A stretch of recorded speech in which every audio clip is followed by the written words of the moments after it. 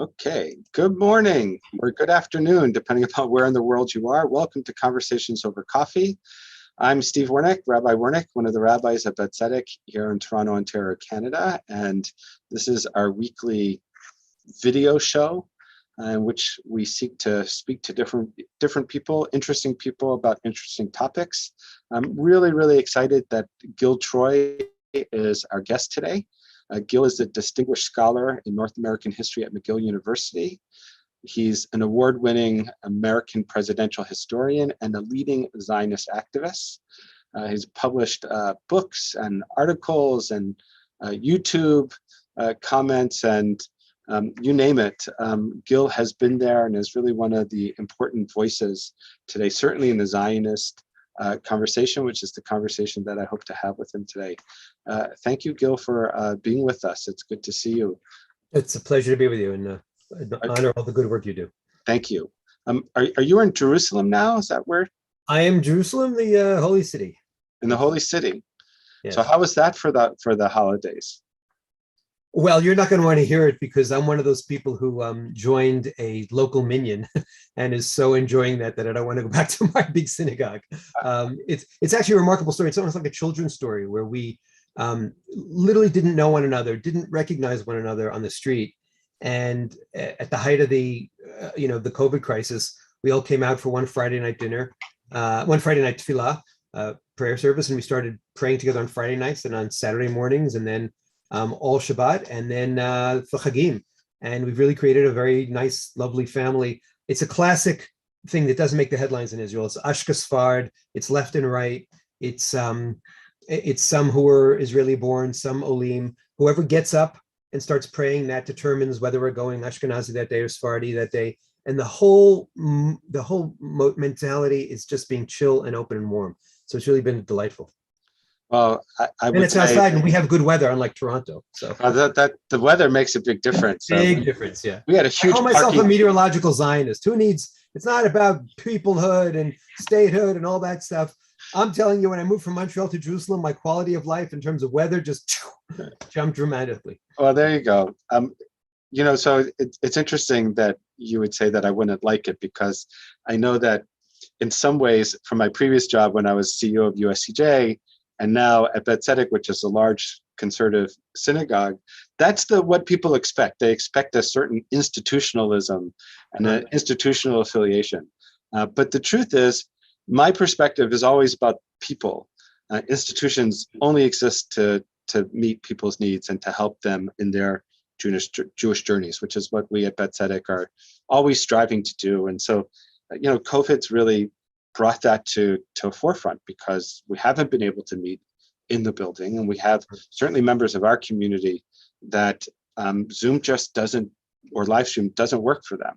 And so we've really striven to be very supportive of all sorts of minyanim that have developed by providing Sifrei Torah and books, and going to people's homes for smechot and creating minyanim there. Crisis really brings out that. So I'm glad that you found a spiritual home, and I think that you're right. It is interesting, especially in a place like Israel, where the cultural davening styles are so different, to have a place where people come together because they want to be together.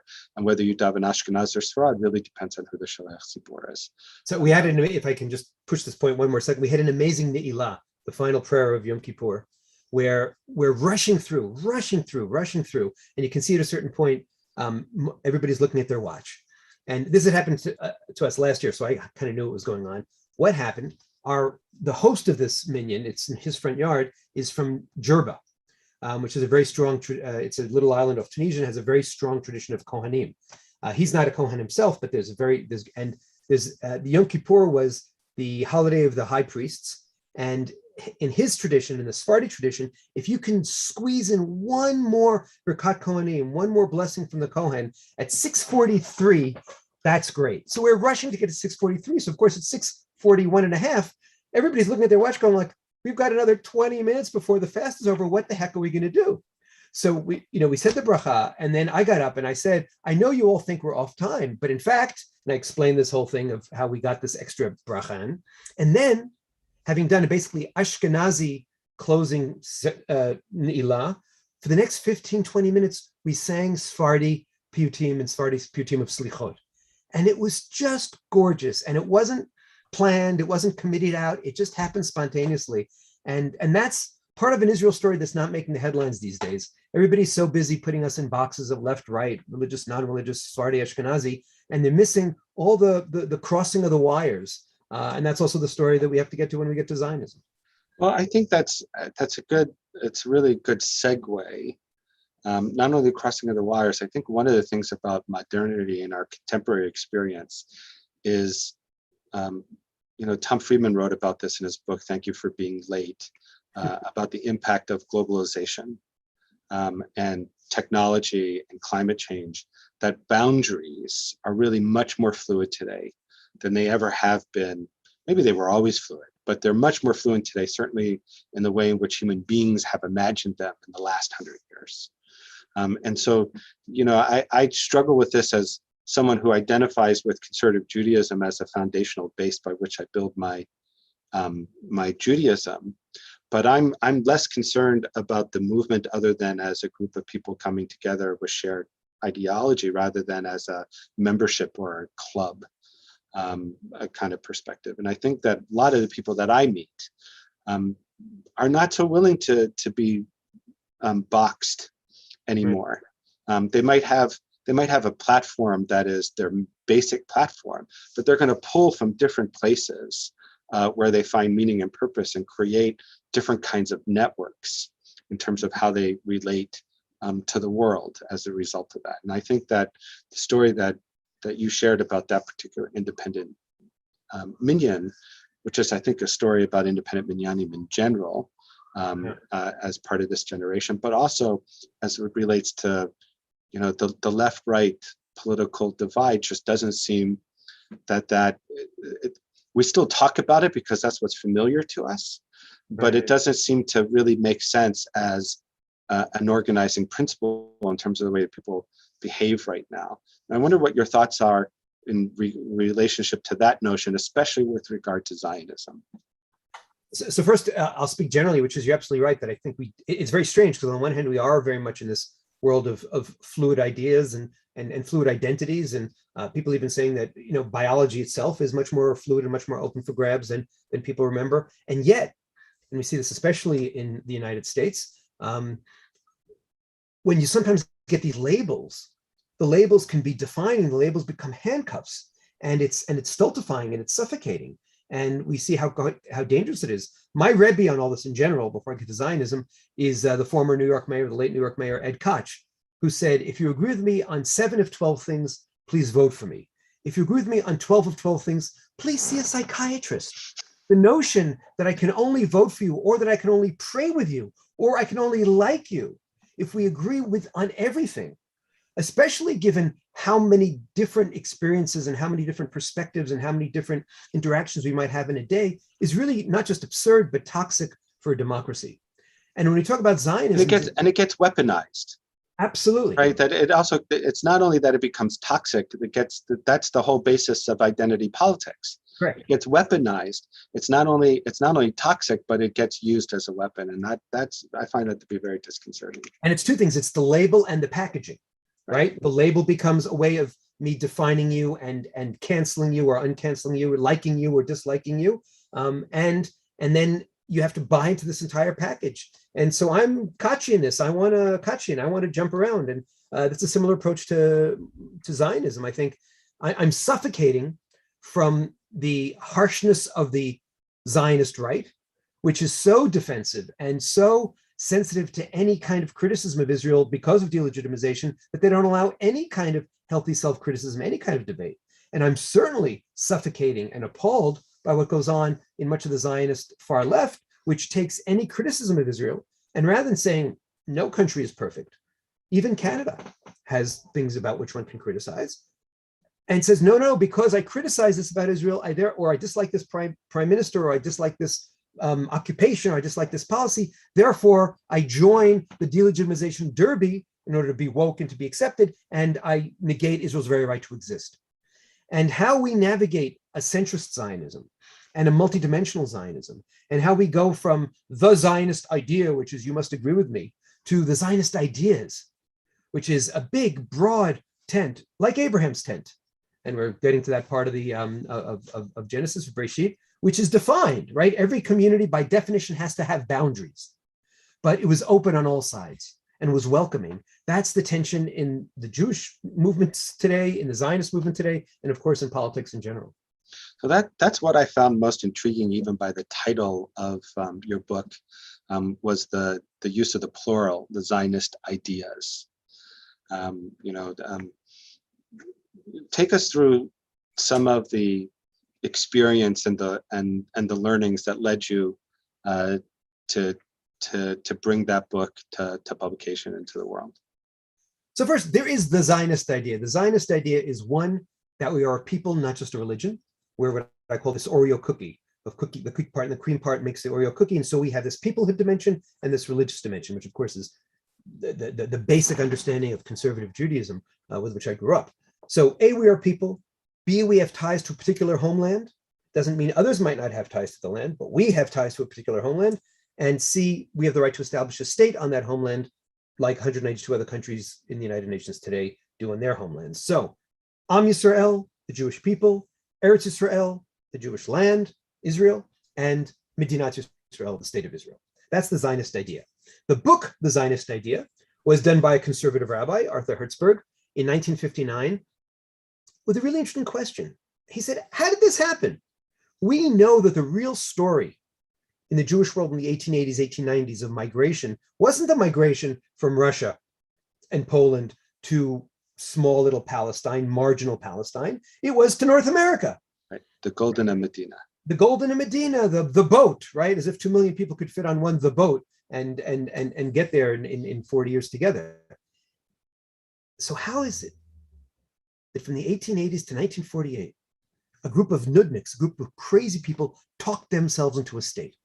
And the mandate he had was to put together the key thinkers in this book called The Zionist Idea, which came out in 1959, who talked their way into a state.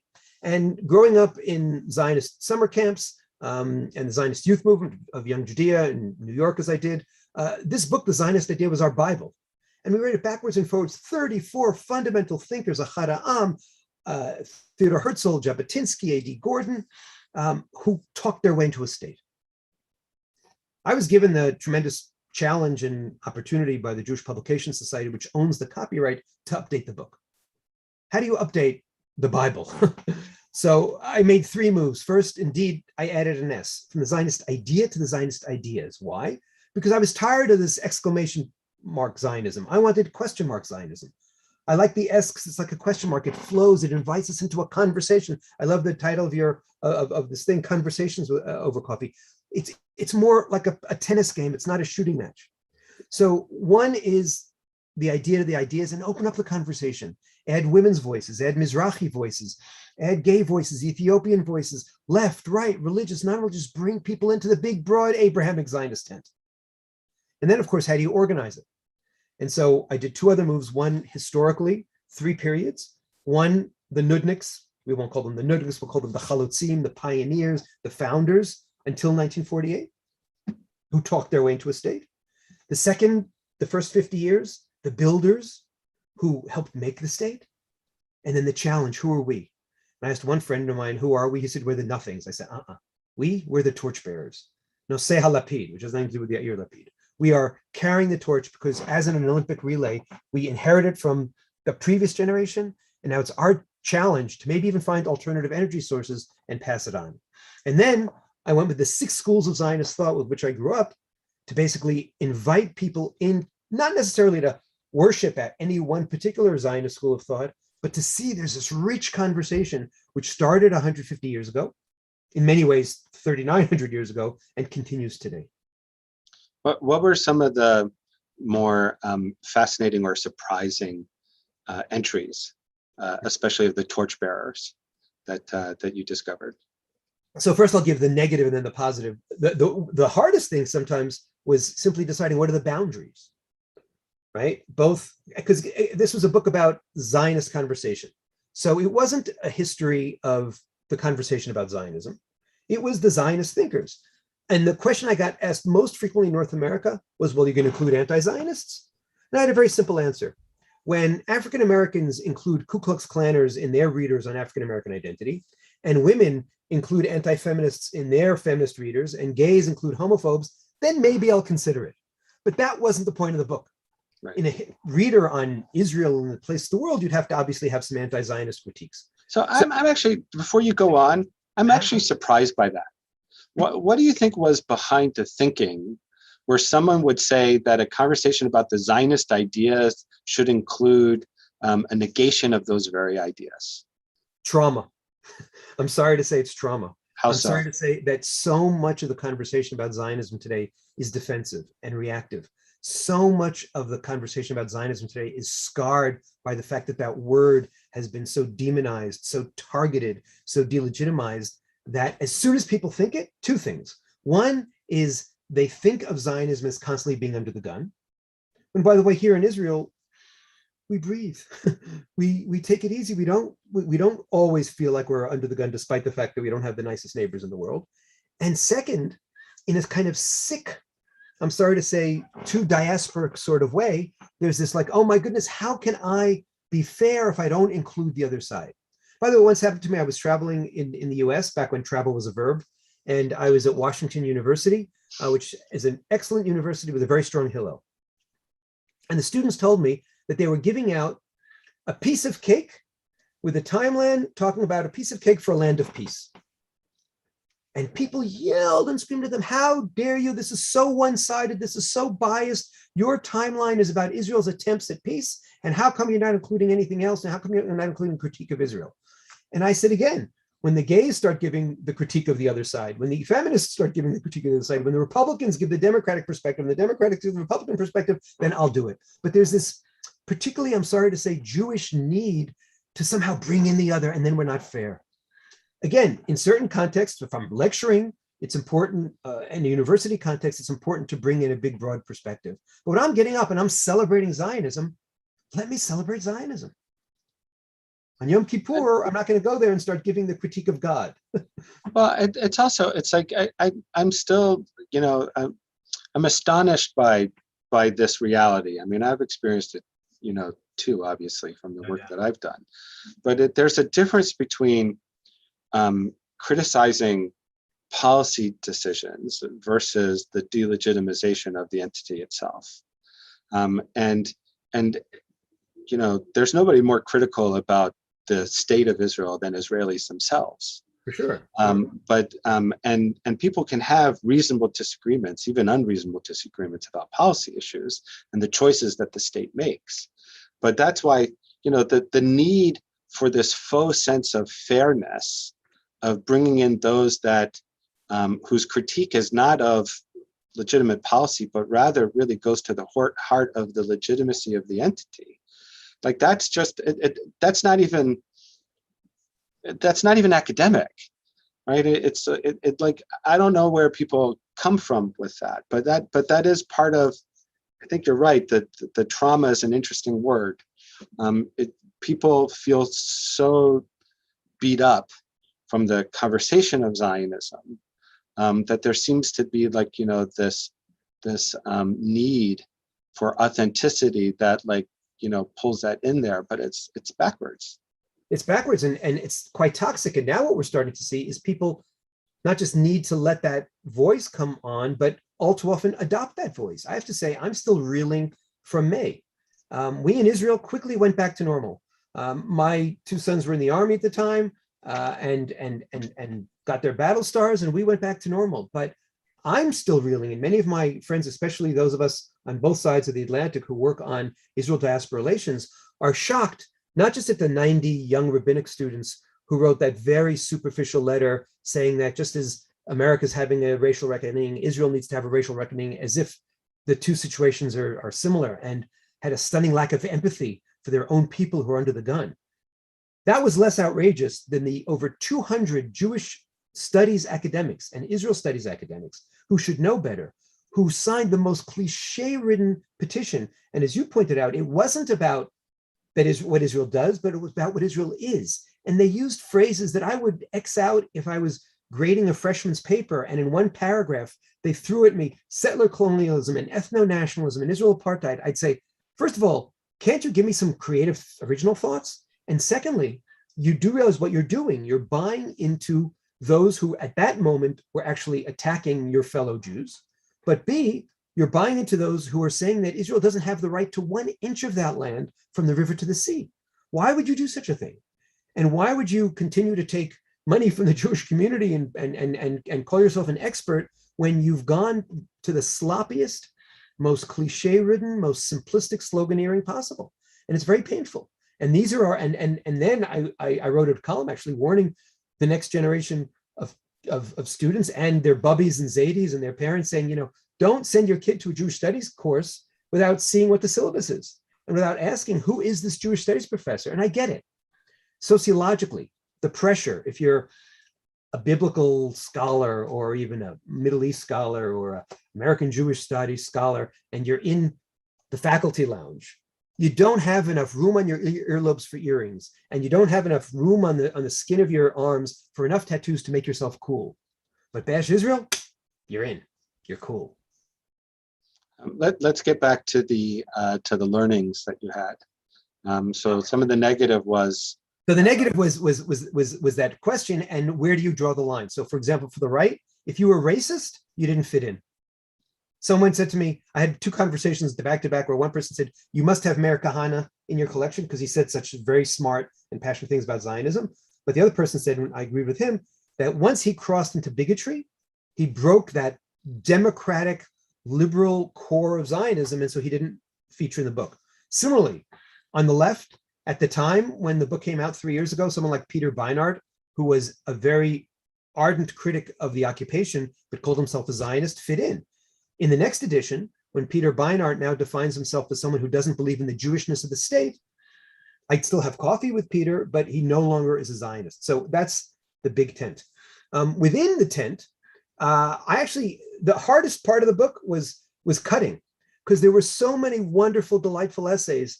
In the modern period, you have someone like Tal Becker, Australian-born, living in Israel, diplomat, writing about values nation and talking about we're not just startup nation, but we're values nation, that we're not just about how we survive, but also how do we thrive.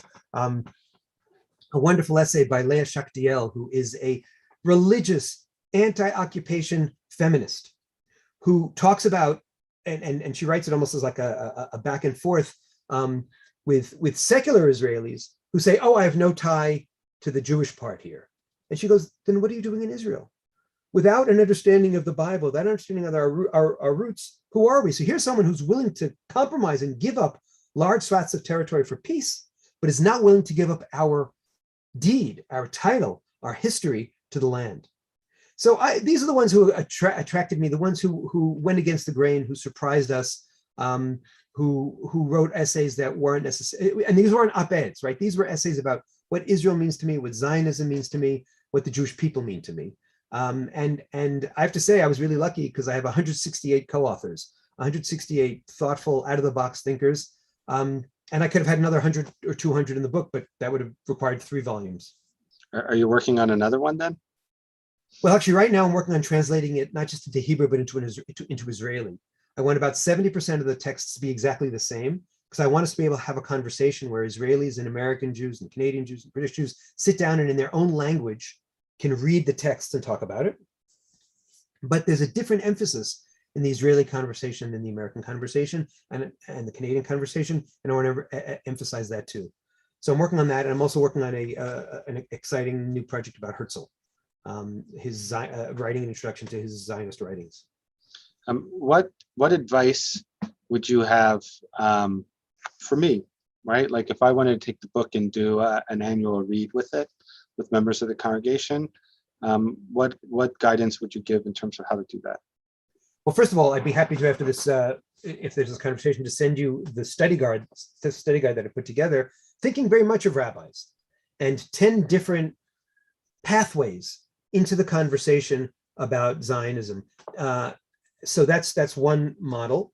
The most fun interactive activity I had, and by the way, when I first launched the book, I said, we're launching it for the 70th anniversary of the State of Israel. If we can have 70 Zionist salons all over the world to mark the 70th anniversary of the State of Israel, I'll feel like I did my little thing for the Jewish people. When COVID hit, I myself had run over 200 different Zionist salons. And people were so excited to be invited to a conversation which was about Israel and Zionism and Jewish people, but wasn't about the guilt trip. It wasn't about Bibi. It wasn't about BDS. It wasn't about the Palestinians. It was about who we are and who we can be. And one of the most fun activities I had, and I can boast about it because it wasn't my idea, was a friend of mine said, well, what are some of the greatest lines? And I took 35 of the best lines about Zionism from the book. And I would cut them into small strips of paper. And depending on how many people I had in the room, we could do this with 100 because 3 people would get the same one, and we could do it with 10 or 30. And I'd give everyone a little slip of paper. And I'd say, read it. I did this in Hebrew as well. I said, read it. And I want one of 3 reactions. I either want you to say, wow, this is who I am. This makes me want to stand up and sing Hatikvah. This is really the identity Zionism that I find, the inspirational Zionism that means that speaks to me.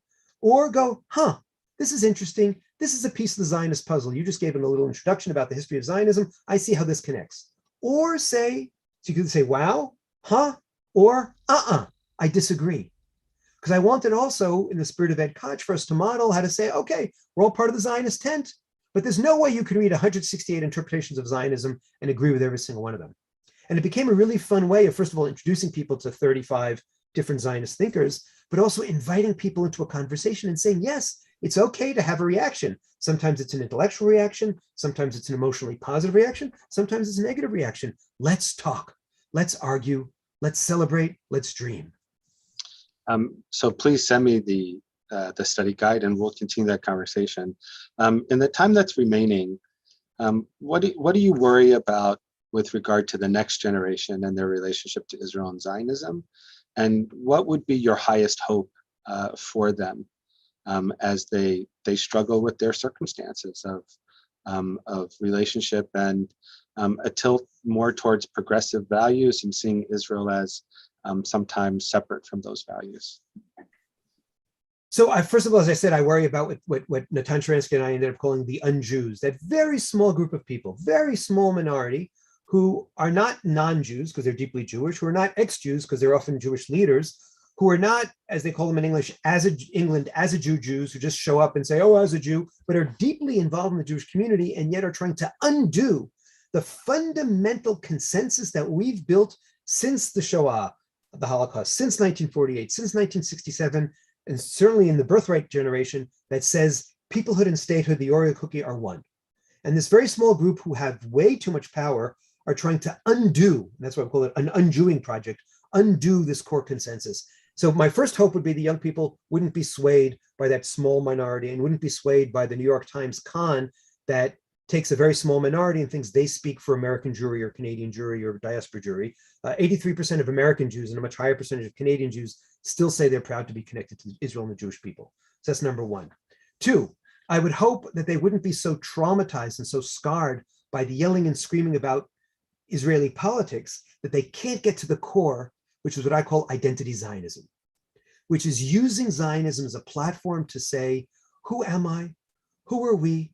How can we build something meaningful in our life? Because when I look at young people these days, my heart breaks for them, not because of anti-Zionism, not because of wokeness, but because I know how many of them are undergoing psychic crises, how many of them feel lost, how many of them feel pressured only to get that sky-high GPA and that perfect CV and write that crazy essay in America about why at the age of 17 I must be why you must accept me to this university because I'm the most perfect person ever. The pressure they feel, but also the psychic stripping that they've undergone, the lack of true friends, not friends on Facebook, but true friends. And I'm not arrogant enough to say that Zionism is the only way or the best way. It's my way. It's our way. And it is a 3,900-year-old conversation and a remarkable window into a debate, a discussion, an adventure about values and about community, where you know you're never alone when you're part of the Jewish people. And it's also a way into what an amazing story. What a crazy, wonderful story about a people scattered all over the world, always praying in the same direction, always thinking about the same homeland, always in connection with those small group of people who stayed on that homeland, who then came back to the land and rebuilt it, and not only created a Jewish state that could be a refuge, an ark, escape hatch for the Jews of the Soviet Union, the Jews of Morocco, the Jews of Ethiopia, the Jews of Yemen, the Jews of Libya, et cetera, et cetera, et cetera, but could also be a light unto the nations, a startup nation, a values nation, reviving Hebrew, reviving ourselves, changing the image from the broken down Jew to the proud Jew, to the strong Jew. I want young people to be a part of that conversation. And in Israel, they get that. In Canada, in Montreal and Toronto, I see so many Jews who get that. Unfortunately, in many small places in Canada, I did a trip out to the Western Canada, fewer of them get that real sense of connectedness. And certainly in the United States, fewer and fewer are getting that. And so I hope that's why I call it identity Zionism. That it's not just about the guilt trip, what do I do? How do I defend? But what do I get from this? And how to be a part of this exciting adventure. I can't think of a better way to conclude this conversation, but as you noted, it's conversations over coffee. Let's do it again. I want to say to everyone who's watching, thanks for being with us today. If you're interested in doing a Zionist salon with me and Gil Troy's book, The Zionist Ideas, send me an email. Let's get to it. For all the wonderful opportunities at Beth Tzedec to engage and be inspired to live a meaningful Jewish life, check us out online, www.beth-tzedec.org. Thanks, everyone.